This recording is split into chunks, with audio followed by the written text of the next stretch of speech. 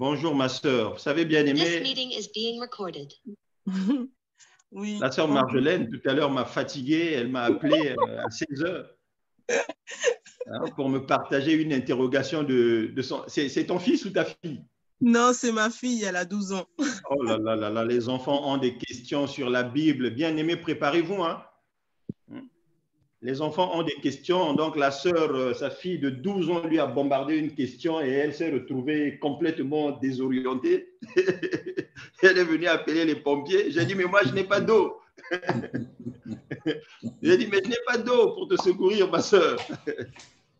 Mais j'espère que Dieu donnera la réponse à ton enfant. Est-ce que tu peux nous partager la question, ma sœur, pour que les uns et les autres la gardent avec eux? Oui, oui, en fait, la question, elle disait pourquoi dans la Bible on dit que Dieu, non, Jésus, il est l'avocat.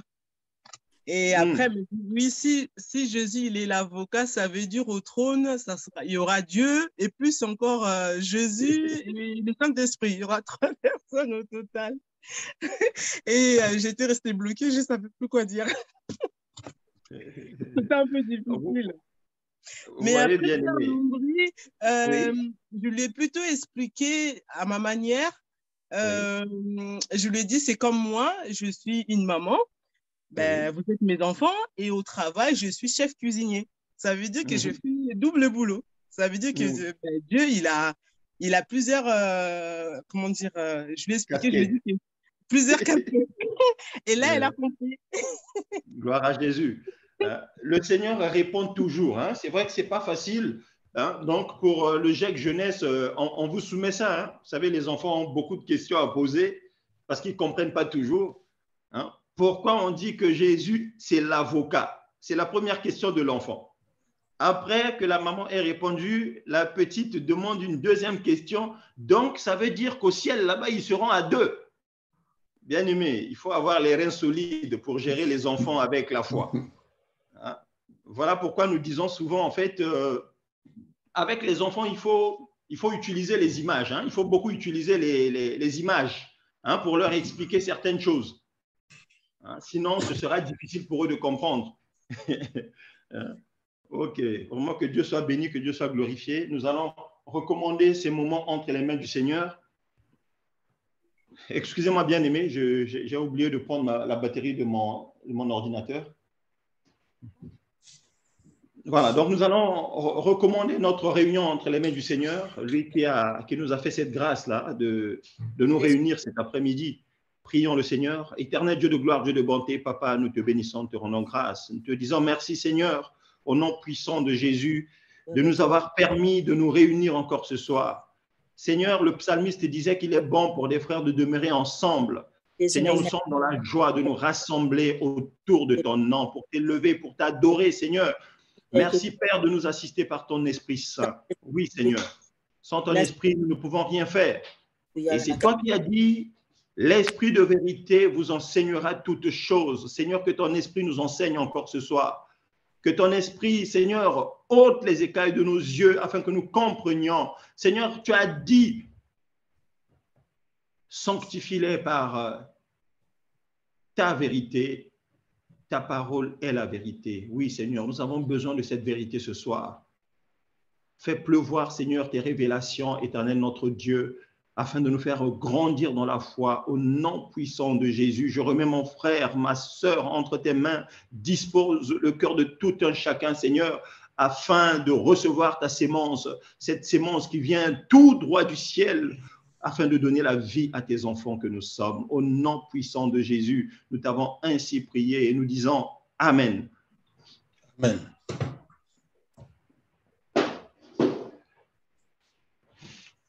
Gloire à Jésus. Bien-aimés, en tout cas, nous sommes une fois de plus dans la joie de nous retrouver. Si tu es là ce soir, c'est parce que le Seigneur a certainement prévu de révéler quelque chose. Nul ne vient au Père et repart tel qu'il est venu. Je suis en train de paraphraser ce verset de la Bible qui dit que la pluie ne tombe pas en vain sans avoir accompli ce pourquoi elle est venue. lorsque la pluie tombe sur le sol, c'est pour permettre à la sémence de germer. Et donc, si tu es là pour recevoir la pluie de la parole de Dieu ce soir, c'est pour que cette sémence-là puisse prendre vie en toi, puisse prendre vie dans ton cœur. Dieu est bon et il le sera jusqu'à notre dernier souffle. Et pourquoi pas au-delà? Parce que pour nous, mourir, ce n'est pas la fin. Mourir, c'est le début de quelque chose d'autre. Amen. Bien-aimé, en fait, merci pour les micros, frère Ewongo. Frère Logan, est-ce que tu peux gérer les micros? Tu peux couper les micros, s'il te plaît?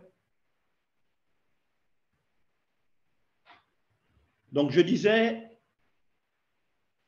dans la semaine, en fait, moi et le frère Eloge, avec qui je collabore à l'administration,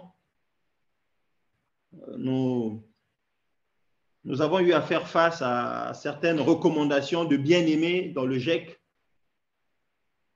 Et c'est comme on disait, hein, c'était des recommandations qui n'étaient pas bien faites. Vous savez, nous tous, on a le souci que nos proches connaissent la vérité. Tous, ici, nous avons le souci que nos proches connaissent la vérité. Mais on ne force pas la vérité. Hein? On ne force pas la vérité à l'autre. On peut lui parler de notre évangile et la personne se fera une idée si elle veut adhérer à cet évangile-là ou pas.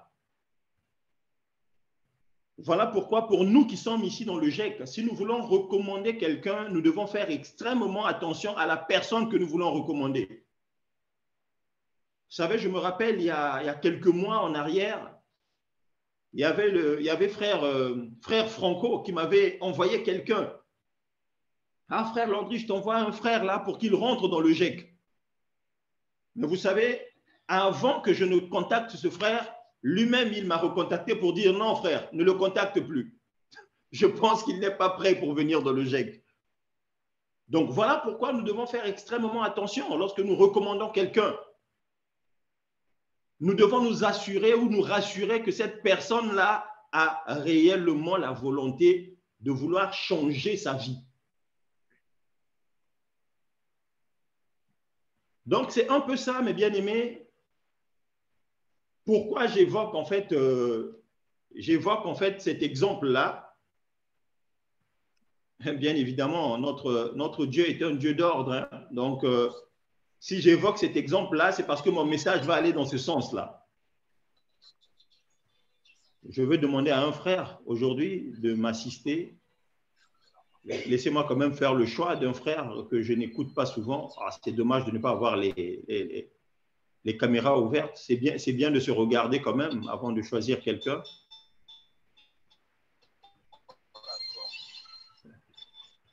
Je ne sais pas quel est le frère qui est là, qui peut m'accompagner dans la lecture de la parole. Frère Anissé, est-ce que tu as une bonne connexion? Frère Anissé. Oui, j'ai une bonne connexion, oui. Gloire à Jésus. Tu as ta Bible avec toi? Oui, j'ai ma Bible. Gloire à Jésus. Bon, Amen. c'est toi qui vas m'accompagner ce soir. Ok. Alléluia. Alors, est-ce qu'on peut prendre une première parole, mon frère? Hein, j'ai une écriture que j'aimerais qu'on lise. D'accord. Très clairement, je ne sais pas où est-ce que Dieu va nous emmener ce soir, mais soyons-en sûrs. Lui, il connaît le chemin parce qu'il est le chemin. Donc, nous, on lui fait confiance. On sait qu'il ne va pas nous perdre. Il va nous emmener vers de verts pâturages. Frère Anissé, on va prendre Amos. Nous sommes dans le livre d'Amos.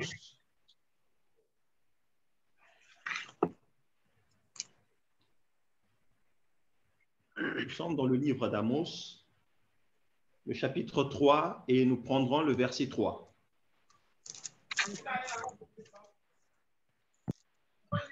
Amos chapitre 3, verset 3. C'est ça, mon frère. Ok, je fais la lecture. Deux hommes marchent-ils ensemble sans en être convenus? Tu continues? Non, c'est tout. C'est le verset 3, ça. Ok, oui, c'est le verset 3. Amos 3, verset 3. Gloire à Jésus. Amen. Deux hommes marchent-ils ensemble sans en être convenus? C'est Amos 3, le verset 3. Deux hommes marchent-ils ensemble sans en être convenus? Est-ce qu'il y a quelqu'un qui aurait une autre version de ce verset-là? Une autre version de la Bible pour qu'on lise ce verset-là autrement? Est-ce qu'il y a quelqu'un qui a une autre... Frère, tu as quelle version de la Bible, toi? Tu as quelle Bible avec toi?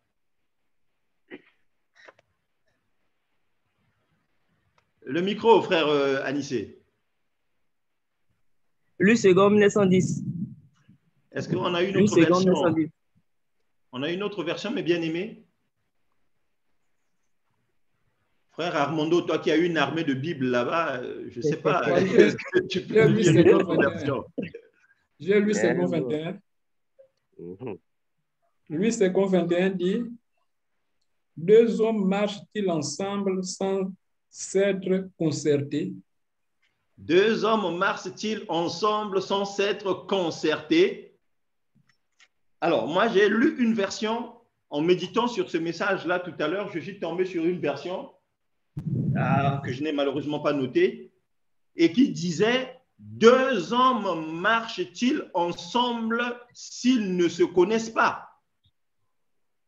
Et j'ai vraiment apprécié cette version-là. Et je pense que c'est sur cette traduction-là que je vais m'appesantir parce que c'est un peu plus clair. Concerté, c'est le gros français. Résolu, c'est le gros français. Mais lorsqu'on parle de connaître, tout le monde ici connaît le verbe connaître. Donc, je pense qu'on va utiliser cette version-là. Deux hommes peuvent-ils marcher ensemble s'ils ne se connaissent pas? Parce que c'est aussi ça, c'est cela ce que ça veut dire. Voilà pourquoi tout à l'heure, je donnais l'exemple. J'ai pris l'exemple des recommandations. Les bien-aimés qui veulent bien nous envoyer des âmes pour qu'ils nous rejoignent dans le GEC. Nous, lorsque nous recevons ces personnes-là, pour nous, c'est très important de se connaître d'abord avant de commencer à avancer ensemble. Parce que bien aimé, vous savez, par expérience, nous savons qu'il y a des gens qui étaient venus dans le GEC, malheureusement, malheureusement, nous nous étions rendus compte qu'on ne se connaissait pas. Et donc, qu'on ne s'était pas concerté comme il faut au départ. Et donc, du coup, on ne pouvait pas marcher ensemble. Bien aimé, j'aimerais nous rappeler quelque chose ce soir. L'évangile que nous prêchons, en fait, glorifie une seule personne, c'est la personne de Jésus-Christ. L'évangile que nous prêchons glorifie une seule personne, c'est notre Seigneur Jésus-Christ. Le jour que vous nous verrez, moi, le frère Armando, ou le frère Bienvenu, ou le frère Franco, ou le frère Elo, je vais venir avec des messages du genre, comme le message dont on m'a parlé la semaine dernière, comment reçoit-on un homme de Dieu dans sa maison? Ça va être une alerte. Il faut commencer par vous poser des questions. Dire, oh, mes frères Armando, quels sont ces messages qui nous amènent là? Voilà. Donc, nos messages à nous doivent avoir pour finalité le Seigneur Jésus et le Seigneur Jésus seul. Ceci dit, je voudrais revenir sur Amos 3.3 que nous avons lu. Deux hommes peuvent-ils marcher ensemble s'ils ne se sont pas concertés? Deux hommes peuvent-ils marcher ensemble s'ils ne se connaissent pas? Je pense que la réponse est évidente pour beaucoup d'entre nous ici. c'est pas évident quand même de marcher avec quelqu'un qu'on ne connaît pas. Tous ceux qui ont osé, parce qu'il y a des gens qui ont osé quand même marcher avec des gens qu'ils ne connaissaient pas. Mais on connaît le résultat. On connaît le résultat, c'est la catastrophe. Devant, c'est la mésentente, devant, c'est la bagarre, devant, c'est parce qu'on ne connaissait pas cette personne-là. Voilà pourquoi il est important pour nous de connaître la personne avec laquelle nous devons marcher. Gloire à Jésus.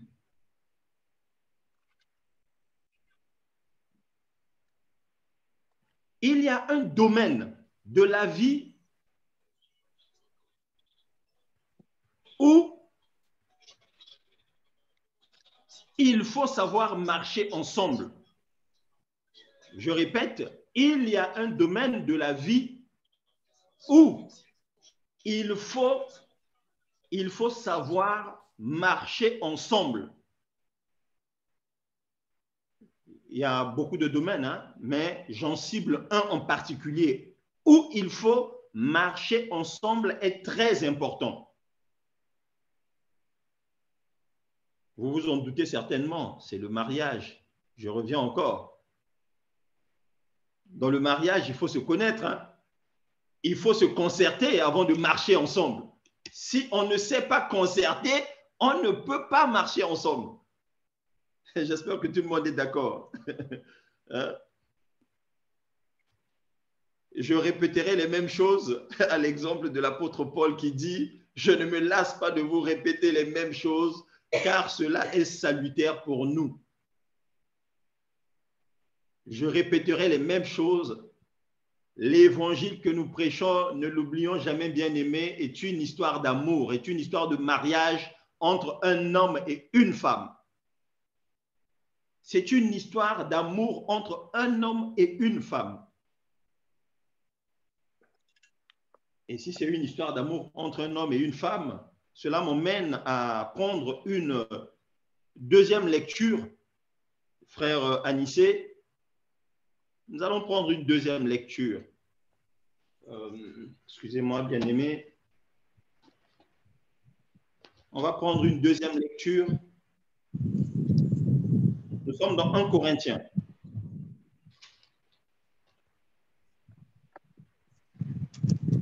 1 Corinthiens 7. Frère Anissé. Oui, 1 Corinthiens 7. Le verset 5. Ok, je fais la lecture. 1 Corinthiens 7, verset 5. Ne vous privez point l'un de l'autre, si ce n'est d'un commun accord pour un temps, afin de vaquer à la prière. Puis, retournez ensemble de peur que Satan ne vous tente par votre incontinence. Amen. Gloire à Jésus. Amen. Pourquoi j'ai pris ce verset? Quel rapport y aura-t-il entre ce verset et Amos 3 que nous venons, Amos 3:3 que nous venons de lire?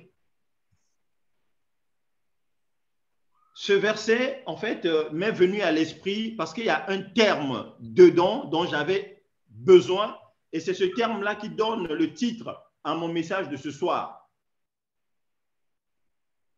Un commun accord.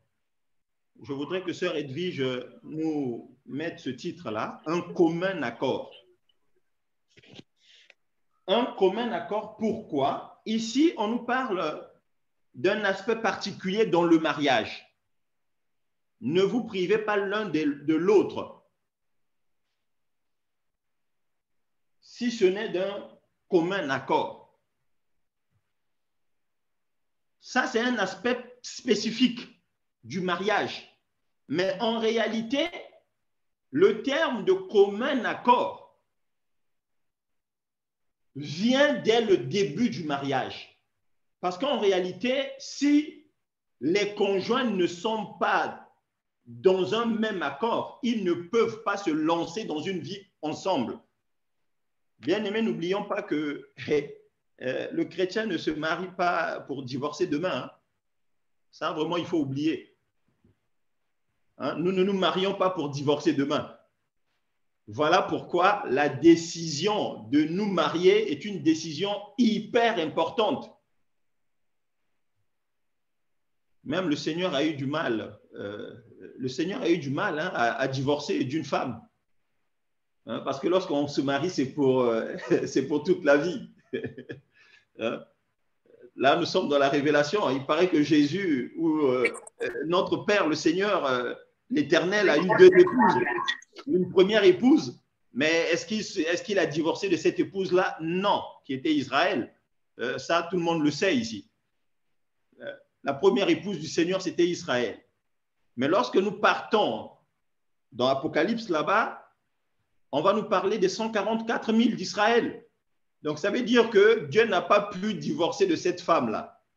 Ça, c'est les mystères du Seigneur. Mais le Seigneur a pris une autre femme, qui sont les nations que nous sommes, que nous représentons. Le Seigneur non plus n'est pas dans l'optique de divorcer un jour de son épouse, qui est l'Église. Donc, bien aimé, j'ai pris en fait le verset de 1 Corinthiens 7, 5, juste pour sortir ou pour tirer le terme d'un commun accord. Il faut que le mariage parte d'un commun accord. Une fois qu'on est d'accord pour se marier, une fois que monsieur et madame se sont convenus qu'ils peuvent marcher ensemble, c'est alors qu'on va officialiser les choses auprès des parents, auprès des autorités. Mais cela part d'un commun accord. C'est très important. C'est très important que nous nous connaissions avant de nous engager dans le mariage. Mais pourquoi le Seigneur attendrait que son épouse demeure dans la virginité jusqu'à une période donnée, jusqu'à une date donnée? Parce que la Bible nous dit que le Seigneur viendra chercher sa vierge, en fait. Mais pourquoi le Seigneur ne s'était pas marié tout de suite lorsqu'il nous a trouvés? Pourquoi il ne s'est pas marié tout de suite lorsqu'il nous a trouvés? Eh bien, parce que le Seigneur voulait d'abord qu'on se connaisse mieux. Amen. Le Seigneur voulait qu'on se connaisse mieux. Mais il y a quelque chose de merveilleux, Seigneur, mes bien-aimés, il y a quelque chose de merveilleux dans cette réalité-là. Dieu m'a éclairé tout à l'heure et j'étais en train de me poser la question sur le mariage entre le Seigneur et l'Église. Et je me suis dit, deux personnes ne peuvent pas marcher ensemble s'ils ne se connaissent pas. Si nous parlons de la relation entre le Seigneur et l'Église, qu'allons-nous dire, bien-aimés?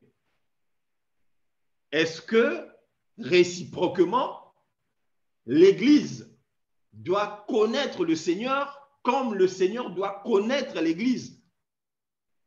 Hein, bien-aimés? Ah, j'ai trouvé la réponse. La réponse était que le Seigneur, lui, étant le Seigneur, il nous connaît déjà. Donc, en réalité, dans cette histoire-là, la personne qui doit connaître le plus l'autre, c'est l'Église que nous sommes. C'est nous qui devons tout faire pour connaître ce Dieu-là, parce que lui, il nous connaît déjà, bien-aimés. Merci, Seigneur.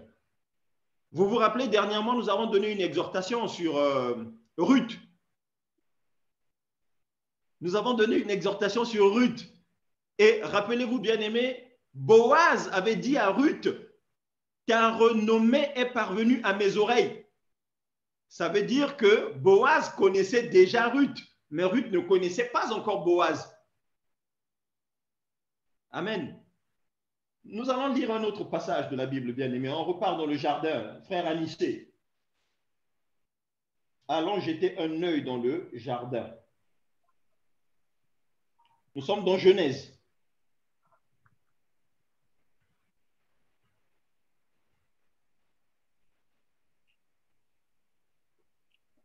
Frère Anissé, tu es là? Oui, oui, je suis là. Genèse, chapitre 2. Oui. Nous prenons le verset, pour le plaisir, on va prendre le verset 22 à 23. 22 à 23. Sinon, c'est juste le verset 23 que je voulais. Mais prends les deux versets, 22 à 23. Ok. Genèse chapitre 2, 22 à 23. L'Éternel Dieu forma une femme de la côte qu'il avait prise de l'homme, et il l'amena vers l'homme. Et l'homme dit, voici cette fois celle qui est os de mes os et chair de ma chair. On l'appellera femme parce qu'elle a été prise de l'homme. Amen. Gloire à Jésus. Amen. Verset 23. Et l'homme dit, voici cette fois-ci celle qui est os de mes os et chair de ma chair.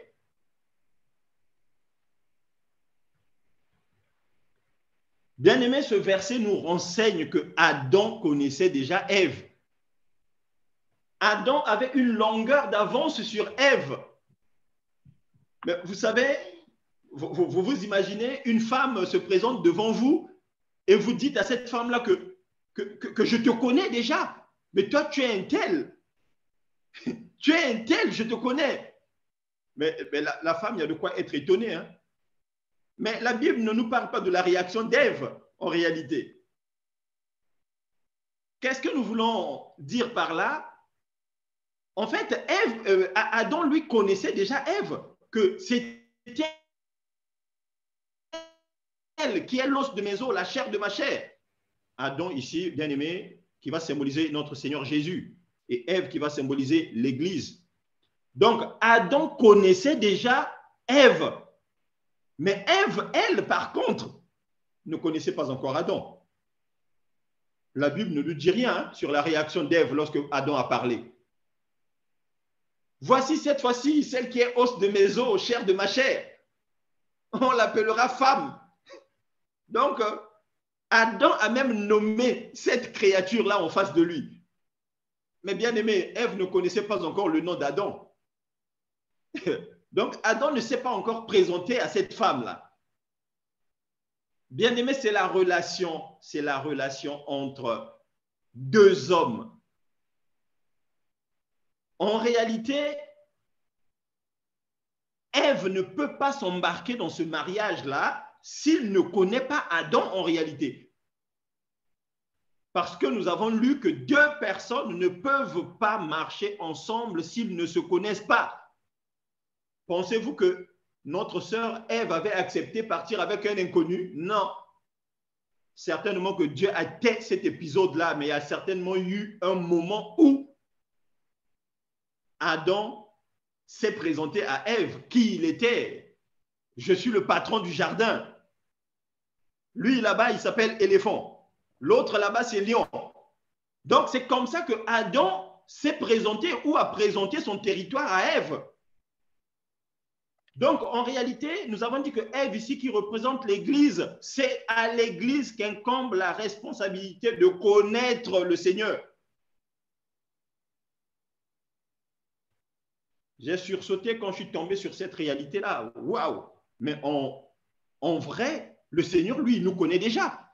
Mais il le dit à Jérémie, depuis que tu étais dans le ventre de ta mère, je te connaissais. Je t'avais consacré prophète des nations. Bien-aimé, je veux te dire là où tu es maintenant que Dieu, lui, il te connaissait avant que toi, tu ne le connaisses. Il y a des personnes, des bien-aimés parmi nous qui ne connaissent pas encore qui est le Seigneur. Et la Bible est en train de te demander, de te poser la question, deux personnes peuvent-ils marcher ensemble s'ils ne se connaissent pas? Voilà la question. Est-ce que tu peux marcher avec une personne que tu ne connais pas? Ma soeur, mon frère. Non, ma soeur, peux-tu épouser un homme que tu ne connais pas? Je réponds à ta place, non. Mon frère, peux-tu épouser une sœur que tu ne connais pas? Je réponds à ta place, non. Mais bien aimé, la triste réalité est que nous voyons ces choses-là dans notre monde. Il y a des personnes qui acceptent de marcher ensemble avec un inconnu. Il y a des personnes qui acceptent de marcher avec un inconnu. Mais bien aimé, sachez-le que notre Seigneur à nous ne permettra pas que tu marches avec lui si tu ne le connais pas. Gloire à Jésus. Dieu ne permettra pas que tu marches avec lui si tu ne le connais pas. Donc, la préoccupation bien aimée de l'Église aujourd'hui, c'est de connaître le Seigneur davantage. Si tu le connaissais à 10%, il faut que ta connaissance puisse augmenter pour atteindre le niveau où le Seigneur pourra se dire là, on s'est concerté, on s'est mis d'accord, on peut maintenant marcher ensemble.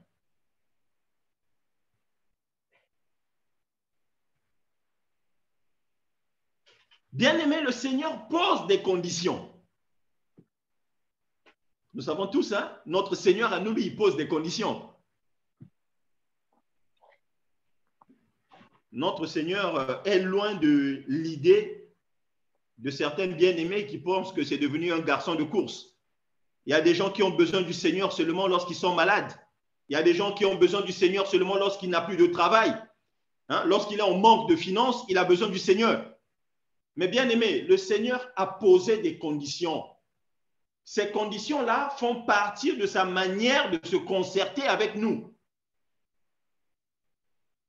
Le Seigneur a posé des conditions. Allons voir une condition du Seigneur bien-aimé. Nous sommes dans Deutéronome, frère Anissé. Deutéronome. Ok, Deutéronome. Deutéronome, chapitre 6, frère Anissé. Deutéronome 6.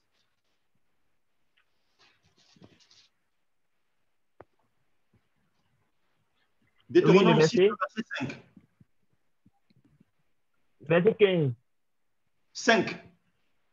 Ok, je fais la lecture. Deutéronome chapitre 6, verset 5.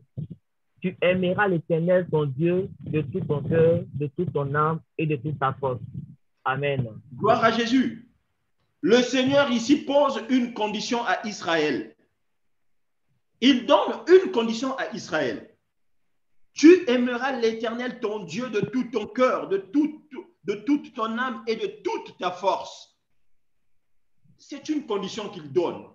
Ça veut dire quoi? Ça veut dire que pour lui, si tu n'aimes pas, si tu ne l'aimes pas de tout ton cœur, de toute ton âme, de toute ta pensée, mais il n'acceptera pas de cheminer avec toi. Le Seigneur ne marchera pas avec toi si tu ne l'aimes pas. C'est une condition qu'il nous pose. Deux hommes peuvent-ils marcher ensemble s'ils ne se sentent pas convenus ou s'ils ne se connaissent pas?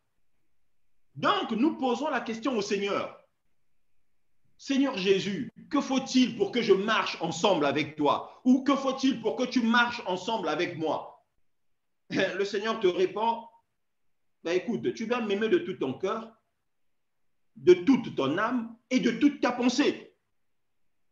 Il te pose une condition. On a d'autres conditions dans la Bible. Le Seigneur a posé d'autres conditions dans la Bible, bien-aimé. Il a posé d'autres conditions dans la Bible. Frère Anissé, est-ce qu'on peut prendre Jérémie? Ok. Jérémie 29.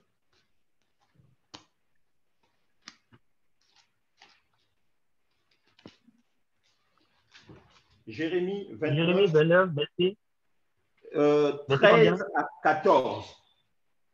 Ok, 29, 13 à 14. Jérémie 29, 13 à 14. Vous me chercherez et vous me trouverez, si vous me cherchez de tout votre cœur. Je me laisserai trouver par vous, dit l'Éternel, et je ramènerai vos captifs. Je vous rassemblerai de toutes les nations et de tous les lieux où je vous ai chassés, dit l'Éternel. Et je vous ramènerai dans le lieu d'où je vous ai fait aller en captivité. Amen. Gloire à Jésus. Amen. Amen. Bien-aimé, là, le Seigneur pose des conditions. Notre Dieu n'est pas un garçon de course qui n'attend que des plaintes de notre part. Le Seigneur, lui aussi, il a posé ses conditions. Pour que je marche avec toi, voilà ce que tu dois faire. Si tu ne le fais pas, ce n'est pas la peine que tu me sollicites. Je ne marcherai pas avec toi parce que je ne suis pas d'accord avec toi. Donc le Seigneur dit à Israël, si vous me cherchez de tout votre cœur, vous me trouverez. Il y a un autre verset que j'aime bien. Nous sommes dans 2 Chroniques 7, 14. Là-bas, ce n'est pas la peine, frère, de lire. Hein. J'aime tellement ce verset-là que je l'ai dans ma bouche. Si mon peuple sur qui est invoqué mon nom s'humilie, prie et cherche ma face. Donc, nous voyons que le Seigneur pose des conditions. Tu veux marcher avec moi, voilà ce que tu dois faire. Bien-aimés, c'est à nous qu'incombe la responsabilité de connaître le Seigneur, parce que lui, il nous connaît. Oh, bien-aimé, tu étais encore dans le péché jadis, lorsque le Seigneur, lui, a pris la résolution de venir te chercher où tu étais. En fait, ce n'est pas nous qui avons cherché le Seigneur, mais le Seigneur est venu nous chercher. Mais pourquoi il est venu nous chercher? Eh bien, parce que lui, il nous connaissait déjà.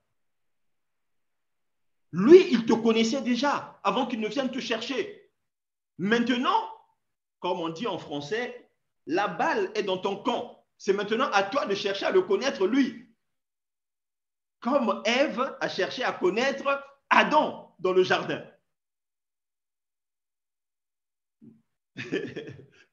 Ah, je suis en train de penser, mes soeurs, vous vous imaginez, vous marchez dans la rue, il y a un homme qui vient vous baratiner, qui sort devant vous, ah, ma soeur, ah, Dieu m'a dit que c'est toi ma femme.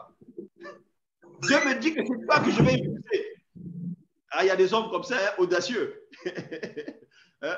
Il t'attaque dans la rue. Ma soeur, vraiment, quand je t'ai vu, la lumière a jailli de mes yeux. C'est toi que je vais épouser. Mais quelquefois, vous pouvez être désorienté parce que vous ne connaissez pas cet individu-là. Vous ne le connaissez pas. Donc, c'est le Seigneur qui est venu nous chercher. Nous, on ne le connaissait pas. Mais maintenant, notre responsabilité à nous, c'est de le connaître pour que nous puissions marcher ensemble. Si ces conditions ne nous conviennent pas, on lui dira qu'on ne peut pas marcher avec toi. Simplement. Mais notre Dieu, vous savez, il est tellement bon, il est tellement merveilleux qu'il connaissait les profondeurs de nos cœurs.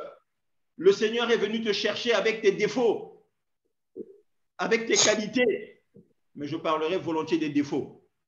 Le Seigneur est venu te chercher avec tes défauts, avec tes tares. Tu ne semblais pas digne. Tu ne semblais pas digne pour qu'il vienne te chercher. Mais pourtant, il est venu te chercher. Mais une fois qu'il est venu te chercher, ce Seigneur-là qui connaissait ses défauts-là, mais c'est maintenant à toi de poser les questions au Seigneur. Mais monsieur, mais pourquoi vous venez me chercher? Savez-vous que je suis une prostituée? Savez-vous que je suis une personne de mauvaise vie? Et le Seigneur va te répondre, il te dira que si tu te comportes de telle et de telle manière, non, moi je me ferai un réel plaisir de marcher avec toi. Bien-aimé, c'est ça notre Dieu. C'est ce Dieu-là qui n'a pas regardé à ta condition. Il n'a pas regardé à tes faiblesses, à tes manquements, mais il a tourné un regard favorable sur toi. Et il a dit, non, lui, il faut que je le prenne. Il est à moi. C'est ma vierge. Je vais l'épouser. Ah, voici cette fois-ci l'os de mes os, la chair de ma chair. Mais toi, tu ne le connais pas. Mes sœurs, la moindre des choses, c'est chercher à connaître ce monsieur-là qui te fait des avances. Je ne sais pas si les sœurs fonctionnent comme ça, parce que moi, je ne suis pas une sœur, hein, donc je ne peux pas me mettre dans la peau des sœurs. Mais lorsqu'un homme vient vers toi, comment tu te comportes face à cet homme-là que tu ne connais pas? Et Dieu seul sait que les hommes, c'est des grands baratineurs. Il va te raconter sa vie. Le Seigneur est venu nous chercher. Il nous a donné un de ces baratins. Il y a plusieurs demeures dans la maison de mon père. Mais cet homme-là te dit qu'il est riche. Il te dit qu'il est riche. Il y a plusieurs demeures dans la maison de mon père. Mais bien-aimé, mais il faut que tu creuses. Ah, mais monsieur, mais ce que vous me dites là, mais comment puis-je être sûr que c'est vrai ce que tu me dis? Et c'est comme ça qu'on apprend à connaître ce monsieur-là. Il va commencer à te montrer les papiers. Hein? Il va commencer à te montrer les papiers de la parcelle que son papa a mis à son nom. C'est ce que notre frère Adam avait fait dans le jardin. En réalité, toutes les preuves que Adam avait données à Ève ne pouvaient que convaincre Ève. Non, mais ce monsieur-là ne peut pas mentir. Hein? Mais il connaît tout ce lieu-là. Il m'a présenté à ses voisins, les animaux. Il m'a présenté tous les compartiments du jardin. Donc, Adam savait, il savait ce qu'il faisait, il savait ce qu'il était, ce qu'il possédait en réalité. Et de surcroît, Adam connaissait Ève. Bien-aimé, le Seigneur a quitté sa royauté. Il a quitté sa royauté. Il est descendu pour venir nous chercher. Il nous a donné ce baratin-là, nous expliquant qui il était, comment il a bien voulu se pencher sur nous qui ne méritions pas qu'il vienne donner sa vie à la croix pour que nous soyons sauvés. Il nous a donné les preuves. Bien-aimés, la Bible rend témoignage que Dieu nous a donné des preuves. Je fus ravi en esprit. Nous connaissons cette expression. Il y a des personnes qui ont été ravies en esprit et qui sont allées visiter la demeure de Dieu. Je fus ravi un homme fut ravi jusqu'au troisième ciel. Dieu donne des preuves de ce qu'il est. Il donne des preuves de ce qu'il est. Mais c'est à nous de chercher. C'est à nous de lui poser des questions. Que faut-il pour que nous puissions marcher ensemble, toi et moi? Que faut-il? Bien-aimés, ne commettons pas cette erreur d'immaturité que nous commettions à l'époque où on nous avait présenté Dieu comme étant un monsieur tellement bon qu'il ne regarde pas c'est-à-dire qu'il ne regarde pas à ta mauvaise conduite, il ne regarde pas à... Non, mes amis, c'est-à-dire que Dieu n'est pas un garçon de course. Dieu n'est pas un moyen. Beaucoup d'enfants de Dieu prennent Dieu pour le moyen d'atteindre leur fin, d'obtenir ce qu'ils cherchent. Et bien souvent, lorsque nous creusons, qu'est-ce qu'ils cherchent? Souvent, c'est des biens terrestres en fait qu'ils cherchent. Mais considérons Dieu comme étant notre finalité. Considérons le Seigneur comme étant notre finalité. Pourquoi acceptes-tu de suivre le Seigneur? Est-ce parce qu'il t'a béni financièrement? Est-ce parce qu'il t'a donné une femme? Est-ce parce qu'il t'a donné des enfants? Est-ce parce qu'il t'a donné des richesses que tu le suis? Ou est-ce que tu suis le Seigneur simplement parce que tu as appris à l'aimer? Est-ce que tu suis le Seigneur parce que tu as appris à l'aimer? Bien-aimé, une femme apprend toujours à aimer son homme.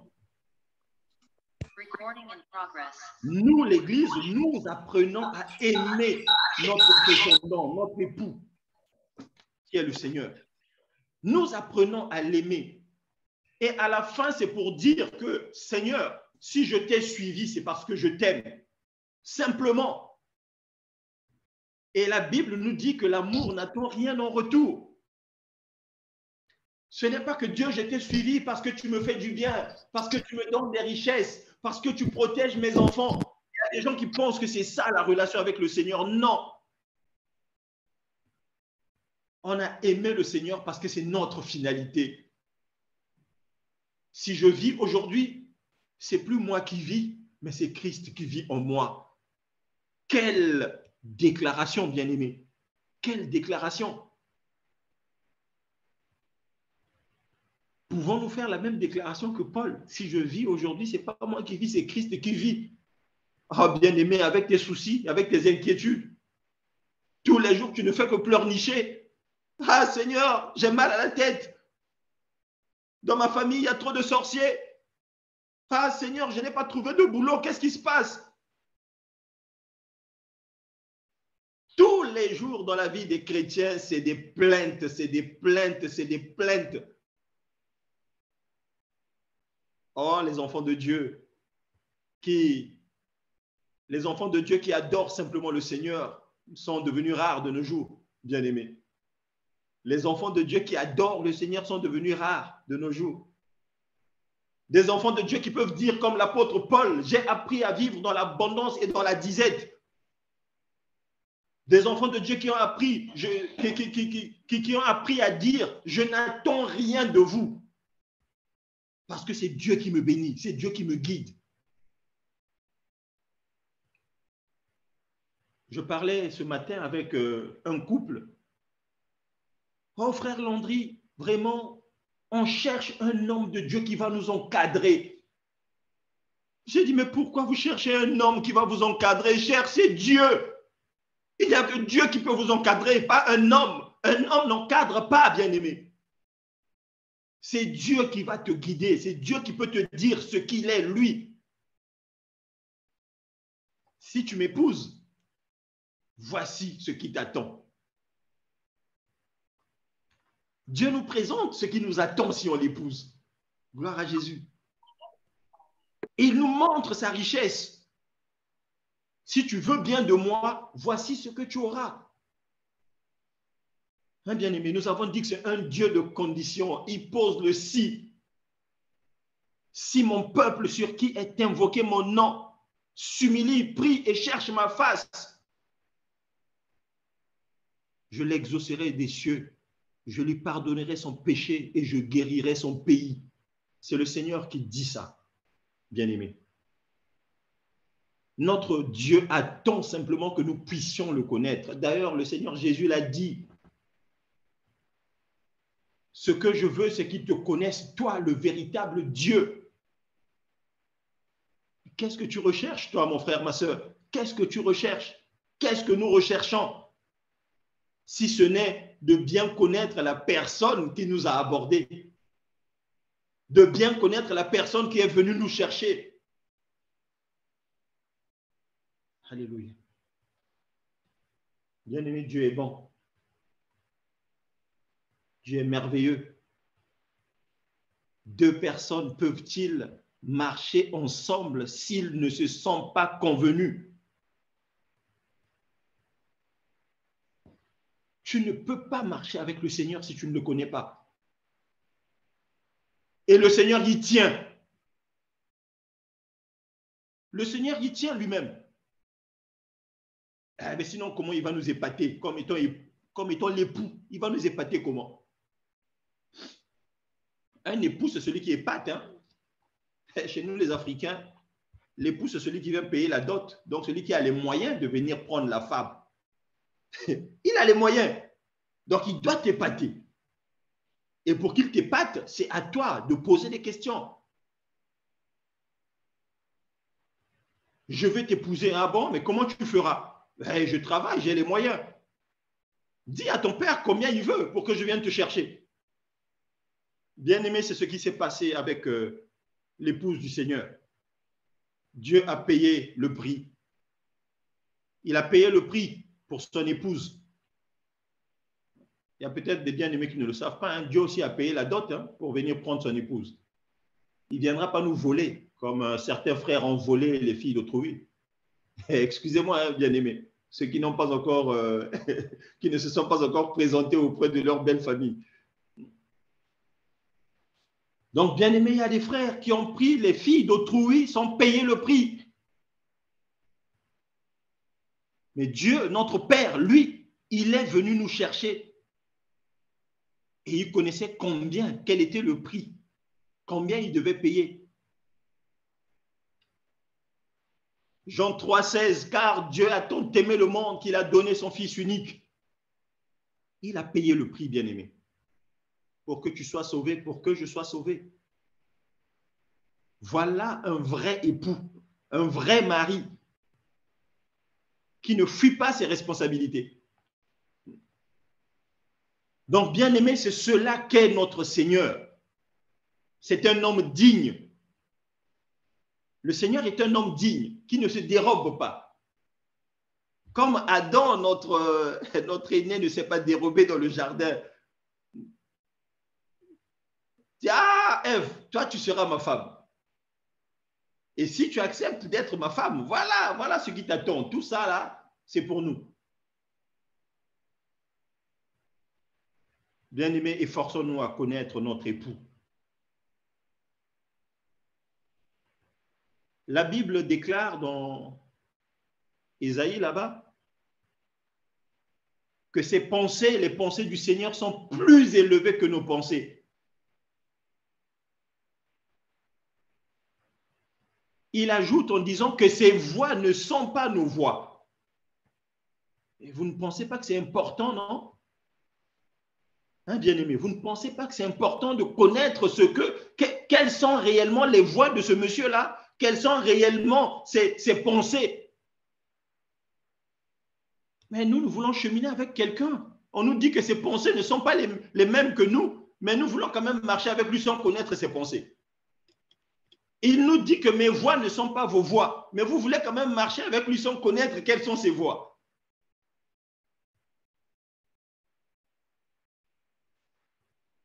Frère Armando, je prie, mais le Seigneur ne me répond pas, je ne comprends pas. Je ne comprends pas, ça fait longtemps que je prie, mais le Seigneur ne me répond pas.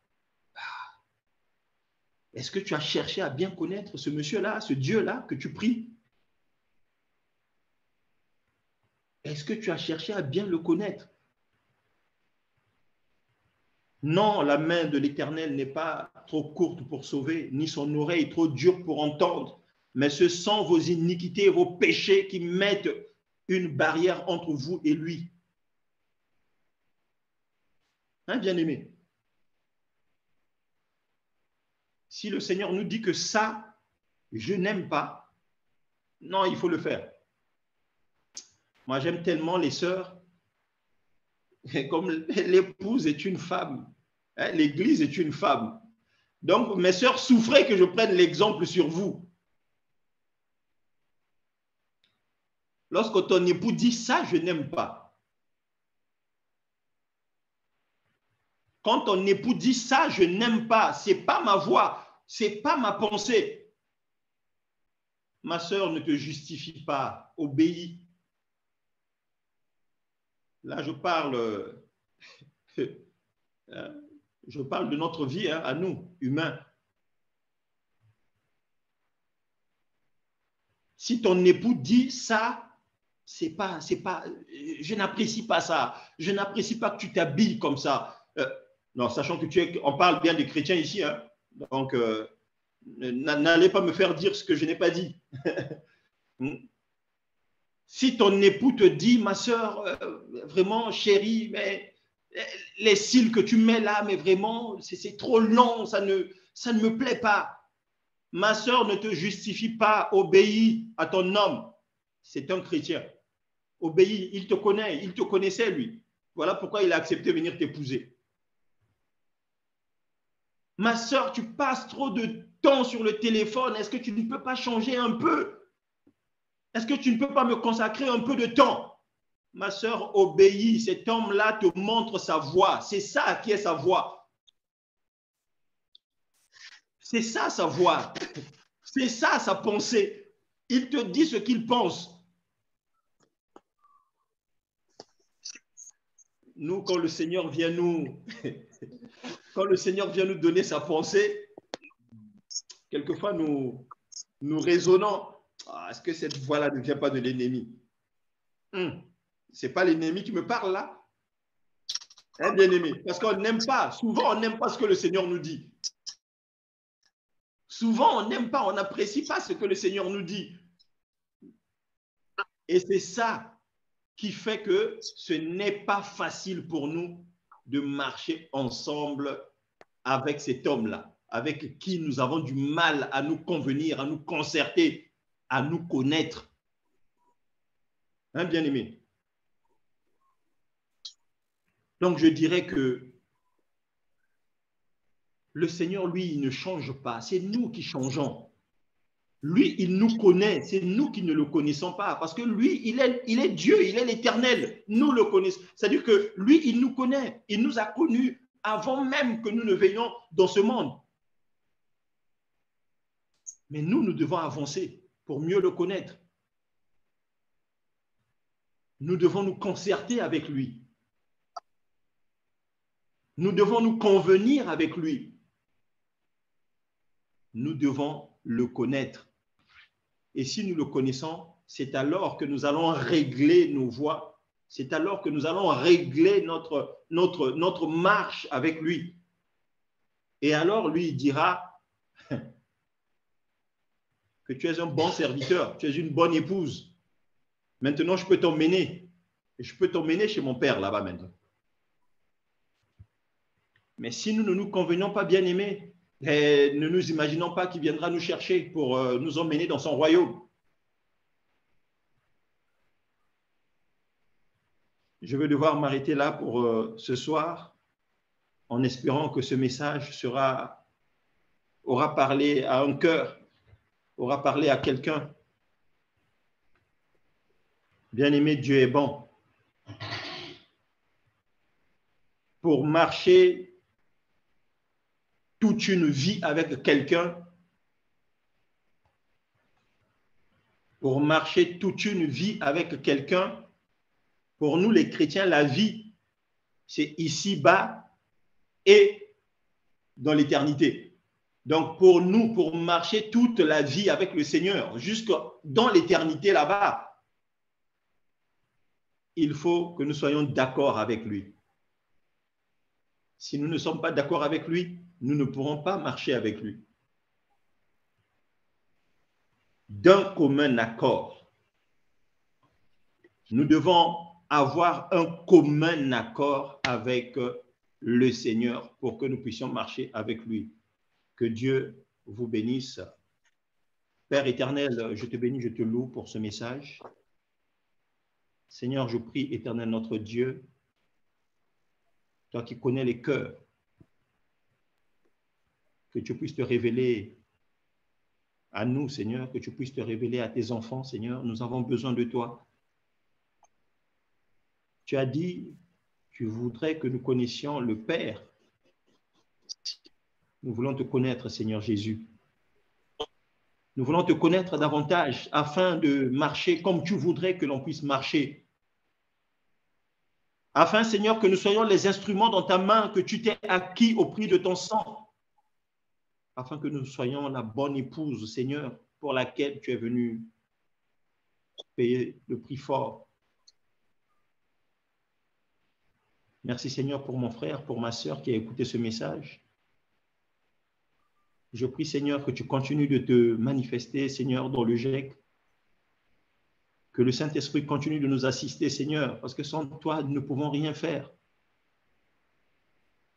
Que le Saint-Esprit, oh Seigneur, vienne s'exprimer lui-même au milieu de nous chaque fois que nous nous retrouvons, afin que notre chair se taise et que seule ta pensée, Seigneur, nous soit communiquée par ta grâce au nom de Jésus. Merci, Père, pour tous tes bienfaits, pour ce que tu as fait, pour ce que tu feras, parce que nous croyons que pour nous, tes enfants, Seigneur, tu as formé des projets de bonheur. Que ta parole, Seigneur, continue de nous guider. Nous en avons besoin, surtout par les moments difficiles par lesquels ton Église est en train de passer au Père. Manifeste ta fidélité, Seigneur, manifeste ton amour. Au nom puissant de Jésus-Christ, notre Seigneur et notre Dieu, nous avons ainsi prié. Amen. Frère Armando.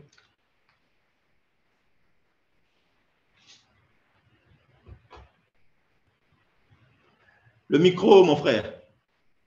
Je disais merci, le frère Landry, pour ce partage. Que le Seigneur soit loué. Vraiment, que nos cœurs vraiment soient des terres propres, prêtes à recevoir ce que le Seigneur dit parmi ses enfants. Merci, frère Landry, que Dieu soit encore loué une fois de plus. Nous ne savons pas s'il y a des frères et des sœurs qui ont des partages à faire, des questions à poser, afin que nous puissions parcourir la parole, la Bible. Je donne la parole à la sœur Maria. Ou c'est la sœur Edwige qui est avec nous, c'est la sœur Maria. Donc, peu importe. Merci, frère Armando. Jusqu'à présent, nous n'avons pas encore de main levée. Okay. Merci, mes bien-aimés. J'espère que nous arrêtons par ici. Hier, nous étions ici. Le frère Philippe avait posé une question sur le ministère de la réconciliation. J'espère que nous avons dit que le ministère de la réconciliation était rien d'autre que le service que Dieu a mis en place. Dieu a donné les dons à plusieurs frères et sœurs afin d'apporter la paix dans les familles par le Seigneur. Donc, si parmi nous, il y a des frères, des sœurs, des couples qui ont des problèmes, qui traversent des situations difficiles, pas seulement ceux qui sont dans l'échec, parce qu'on a aussi beaucoup de frères et sœurs qui ne sont pas parmi nous ici, mais qui sont de l'autre côté vraiment. Contactez-nous, nous sommes ici pour alors voir comment est-ce que le Seigneur peut nous diriger. Le frère Landry est là, Dieu vraiment a fait grâce à ce frère pour avoir ce ministère de concilier, réconcilier les gens, les exhorter, vraiment, c'est pour cela que nous sommes ici, vraiment, contactez-nous s'il y a des soucis. Merci mes frères, donc nous allons prier afin que nous puissions nous séparer. Mais premièrement, j'aimerais en fait rappeler à tous les parents, pas seulement ceux qui sont ici, mais qui sont aussi à la maison, que le GEC Jeunesse est vraiment ouvert pour recevoir tous les enfants afin de comprendre la parole. Vraiment, si vous avez des enfants à la maison, ne laissez pas les enfants traîner dans des coutumes, doctrines qui ne correspondent pas à la parole. Vraiment, contactez-nous afin que les enfants puissent comprendre la parole. Je remercie à la sœur Marcel qui venait de me passer sa petite fille de 11 ans. Elle a posé des questions en ce qui concerne la marque de la bête. Vous voyez qu'une fille de 11 ans veut savoir, la marque de la bête, ça va faire quoi? C'est quoi?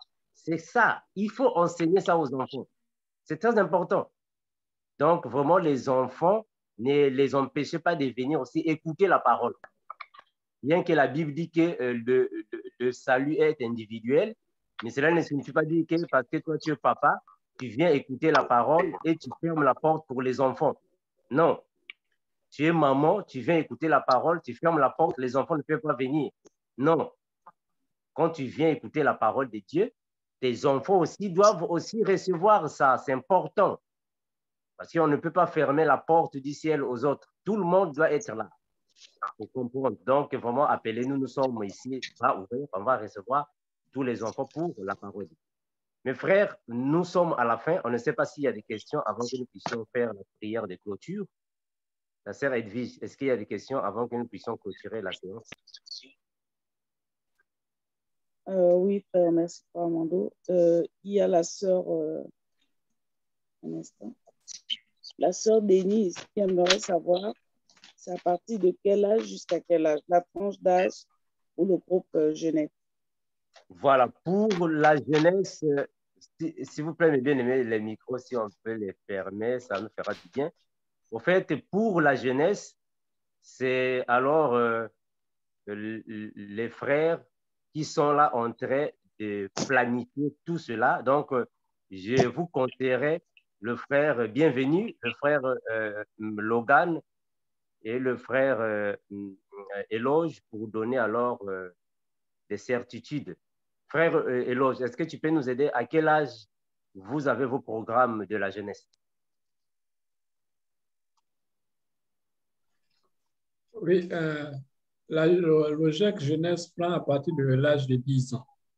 À partir de l'âge de 10 ans, l'enfant peut prendre part à nos rencontres. jusqu'à 20 ans révolus. Donc 25 ans et plus. Merci. Merci, frère Eloge. Donc, le frère Eloge, si vous n'avez pas son numéro, vraiment, faites-nous signe, afin que nous puissions donner le numéro de frère Eloge. Le frère Anissé aussi est là, donc contactez la jeunesse pour aussi les partages bibliques pour la jeunesse. Merci, la sœur Edith. Est-ce qu'il y a encore des questions avant que nous puissions prier pour nous séparer?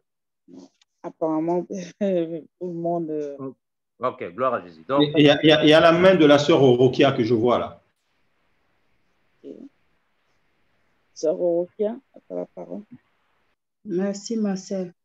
Oui, mon question, c'était que pour pouvoir demander à les marier là, pour le connaître mieux, ça doit se faire comme si on entrait à prier en parlant pour demander selon sa volonté, c'est ça? Et j'en ai deuxième question. Frère Landé, est-ce que tu as saisi? Non, sœur Orokia, on n'a pas bien compris la question, si tu peux reprendre, s'il te plaît. Pour demander à les marier, oui. Dieu, notre Seigneur, à demander pour le connaître mieux, à les marier. S'il vous plaît, les micros. C'est la chanson de tous les jours. Vas-y, ma sœur. Pour demander les marier, pour les connaître mieux, c'est en parlant avec lui, et comme ça, il nous dira qui il est, c'est ça? C'est en priant ou il y a d'autres manières pour demander à les marier, pour les connaître mieux? Frère Armando, je peux répondre? Hein? Oui, frère Landé. Ma soeur Orokia, ça veut dire que là, on parle bien du Seigneur, hein, qui est l'épouse qui est le mari de l'Église. Oui. Voilà. Mais la Bible, elle est claire. Hein? Elle nous dit, c'est d'ailleurs le Seigneur lui-même qui nous parle, hein, qui nous dit, ne vous bornez pas à écouter la parole de Dieu, mettez-la en pratique.